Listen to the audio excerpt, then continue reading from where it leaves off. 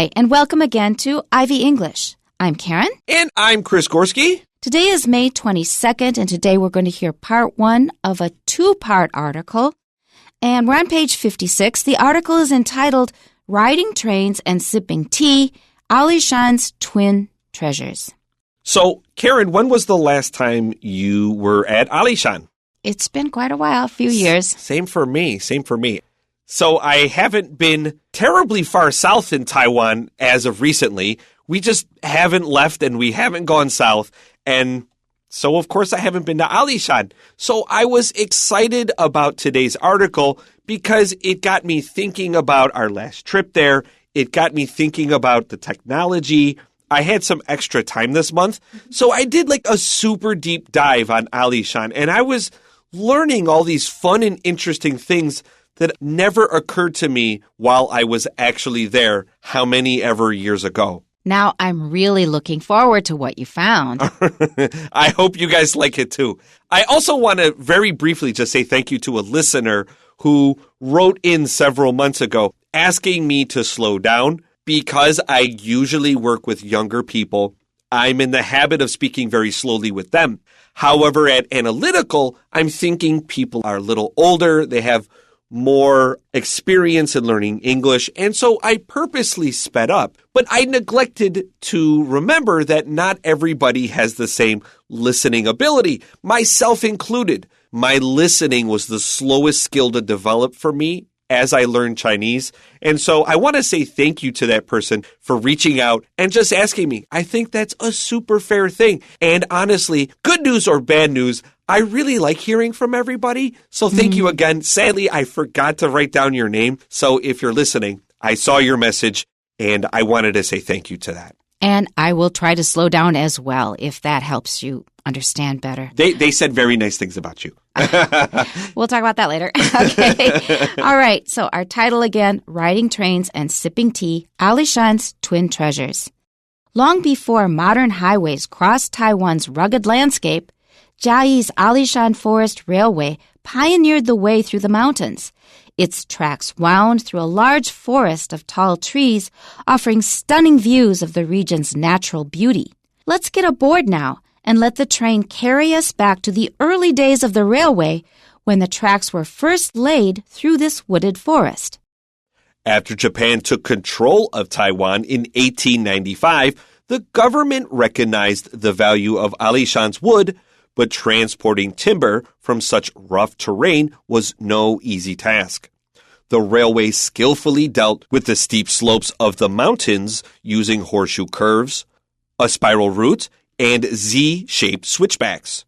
Horseshoe curves were employed to ensure a gradual rise or fall for the trains by incorporating a nearly 180-degree bend. Winding around the mountain, the spiral route allowed the trains to climb gradually through gentle curves. In places where space for a spiral route was limited, Z-shaped switchbacks were adopted. These involved a series of back and forth turns where the trains repeatedly moved in one direction and then switched to the opposite direction. With the challenges of transporting logs down the mountains finally overcome, the railway began operations in 1912. It drove economic growth in Jiayi as the timber industry blossomed. However, competition from road transport led to its decline. It has now been transformed into a tourist attraction, giving passengers the chance to admire the railway's unique engineering and the grand trees, including the Taiwan red cypress. As the seasons change, the railway offers a variety of scenery like cherry blossoms in spring, summer greenery, autumn's red and gold leaves, and even a snowy winter wonderland. Now, if you feel like you've been left hanging, that things are not quite finished, you are right. We will not hear part 2 until tomorrow. So let's go back to the beginning of part 1 and look at it sentence by sentence. So riding trains and sipping tea. It looks like there's nothing special there, but first of all, notice that we are using the ing form of the verb. We wouldn't say ride trains and sip tea. And a lot of Chinese-speaking learners have trouble with this. So, for example, when they send me an email, they will say, ask to be excused from class. You don't just use a verb there. You could say asking to be excused from class. You need to use the ing form, and that's what we are using in this title. Riding trains is one thing. Sipping tea, those are two nouns, two things that we do. And we are kind of telling you what they are. They are two different treasures of Alishan. There are two things about Alishan that are really, really wonderful in our opinion. So Alishan's twin, they're not really twins. It just tells you there's two treasures. Okay, our first sentence. Long before modern highways crossed Taiwan's rugged landscape, Jiayi's Alishan Forest Railway pioneered the way through the mountains. Now, that's kind of a heavy sentence. It's a good sentence, but it's got a lot of stuff in it, so slow down and make sure you understand every bit of it. So, before we had modern highways that crossed Taiwan's landscape, this landscape is very rugged because there are a lot of mountains, and it's really, really generally very difficult to build roads either through or around or on, up and down, whatever it is you do. When you want to build a road and you've got a mountain, you've got a big challenge to overcome. So before we had our modern highways that make things feel like they're pretty easy for us now, they were not easy originally. So when we didn't have these highways that we can drive on with our cars, they relied on a train, or they relied on trains to go through the mountains. Pay attention to Karen's pronunciation here. It's rugged. This is not rugged. That's incorrect. Rugged is a very nice adjective that describes rough, broken, or rocky ground. It also describes a certain kind of man. Karen, do you like a rugged man, or do you prefer something smooth and soft like a Taiwanese highway? I really care about what's inside the man. All the other stuff is secondary. So a rugged man is usually kind of strong and muscular. Outdoorsman is good with tools. So it's up to you if you're into maybe the soft, scholarly type or the rugged, tough landscape kind of guy. That's up to you. But just know that these two adjectives are used very commonly to describe landscapes and people. We have another good word here, too, called pioneered. And when we pioneer something, this means you are doing it first. You're also a person that does it first. So you can pioneer something, or you are a pioneer. That's right. And we have pioneer plants. Those are the plants that first appear in a certain area, pioneer plants. On to the next sentence. Its tracks wound through a large forest of tall trees, offering stunning views of the region's natural beauty. If the views are especially beautiful or unexpected, something you don't often see, and amazing, we will add an adjective like stunning. They will stun you. That means they surprise you. I like the verb we have here. Its tracks wound through a large forest of tall trees. This wound sounds like a snake crossing through a particular area. That's the visual I had with this. But I can really resonate with this because I love mountains. I come from a very flat part of the U.S., and one thing I absolutely love about Taiwan is the mountains. I miss them whenever I go back. Minnesota has some great lakes, but man, I love mountains. And when I see those really high mountains that have not been disturbed too much or destroyed by industrialization or whatever, I just feel amazing. I'm with you. I remember seeing my first real mountains in Asia and also being from a very flat area. Again, Karen and I have this shared background. It was a very unique and memorable experience to see, oh, that's what a mountain is. Yes. Rather than just some big hill. Right. And in ancient Chinese, they divided up the people who prefer the ocean and those who prefer mountains. Right. I'm definitely in the mountains camp myself. It's the sea. I'm not a good swimmer. And once you're at the sea, you're helpless unless you have a boat. I just run out of things to do quickly at the beach. Right. I much prefer the mountains overall. There's one other thing to pay attention to, and that is the word that Chris just mentioned, wound.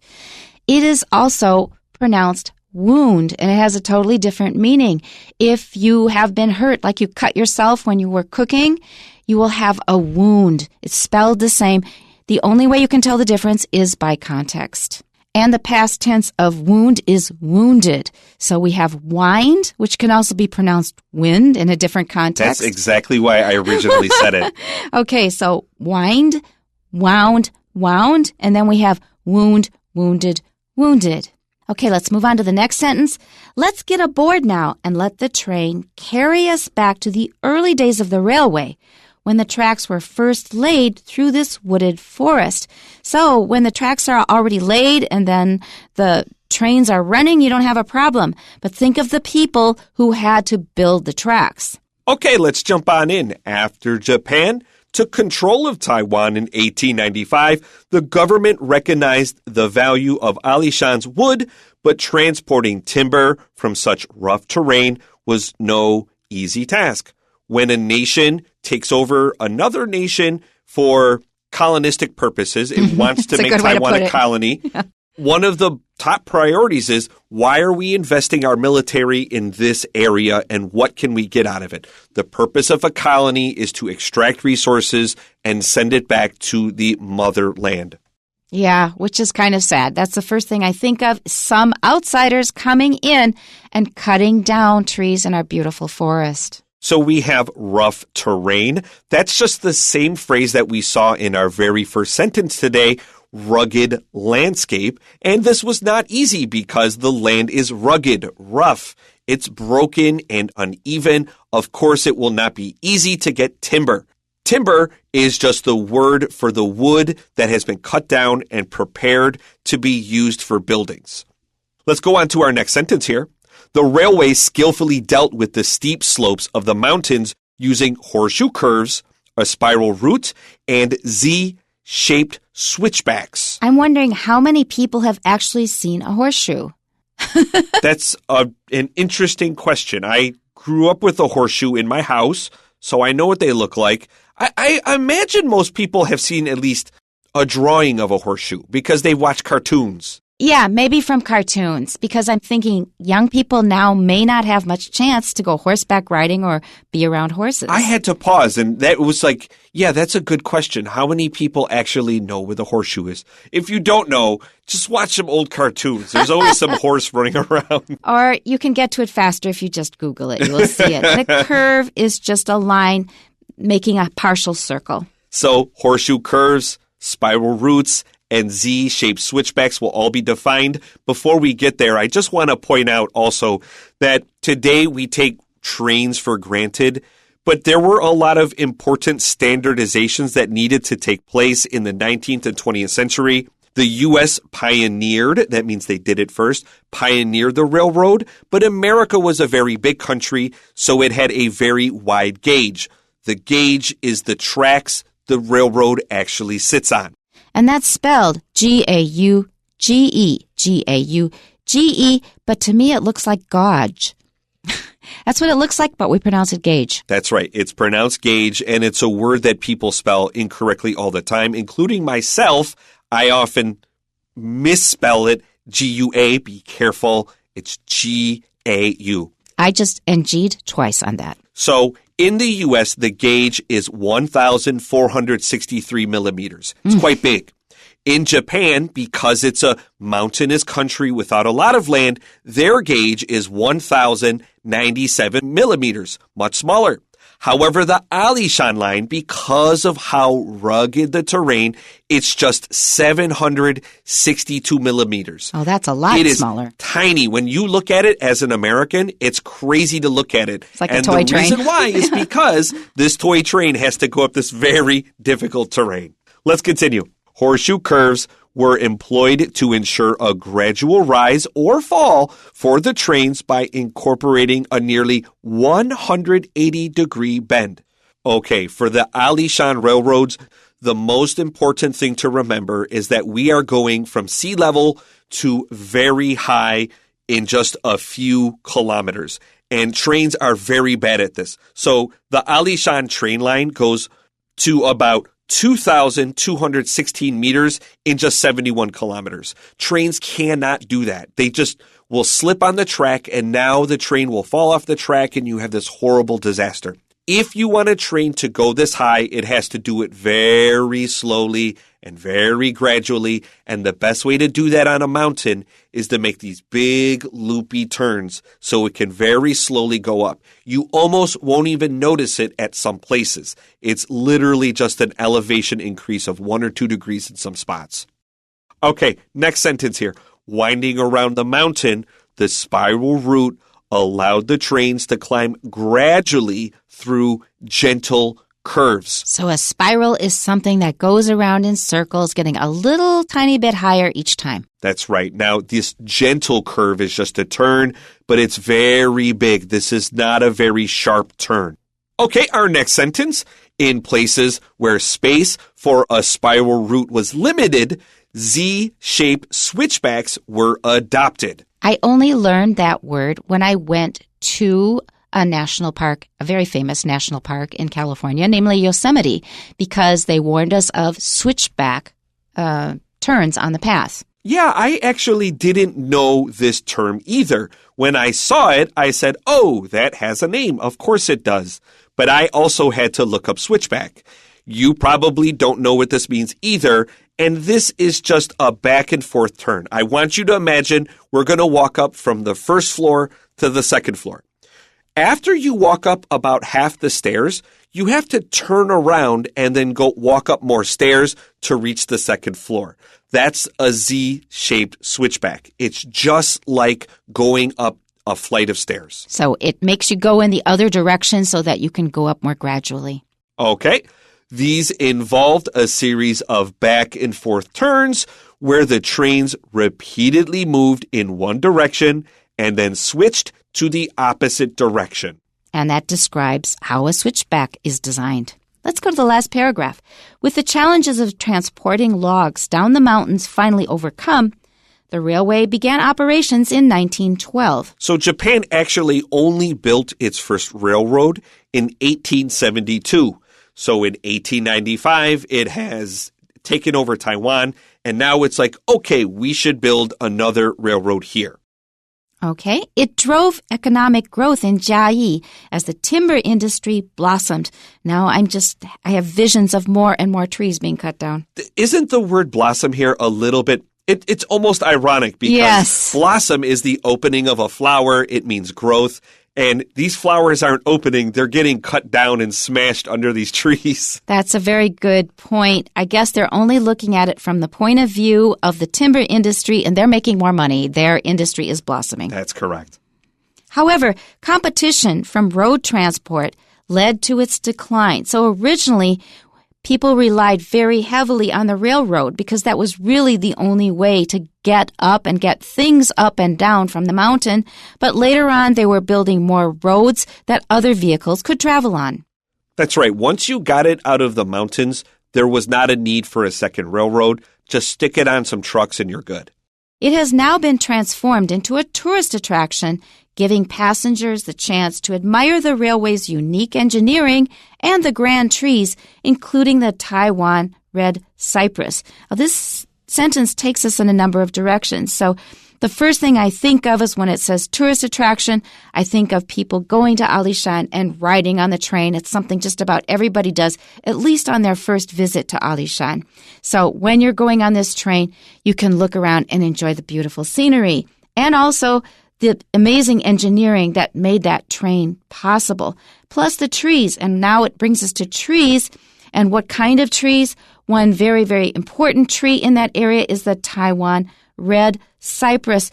Google it to know the Chinese were not allowed to say it. So in Alishan, we have 49 tunnels and plenty of those zigzag switchbacks. That's the Z-shaped switchback that I said is just like going up a flight of stairs. You have to stop and turn around and walk up more stairs so that you can reach the second floor.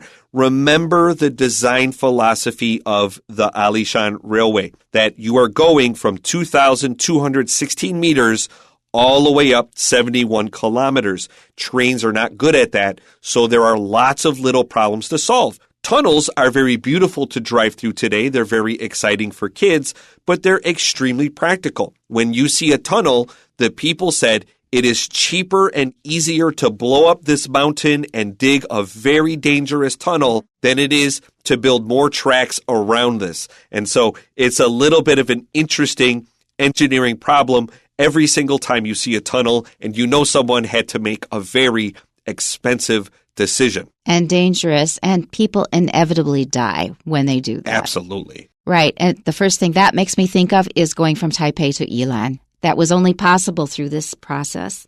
As the seasons change, the railway offers a variety of scenery, like cherry blossoms in spring, summer greenery, autumn's red and gold leaves, and even a snowy winter wonderland.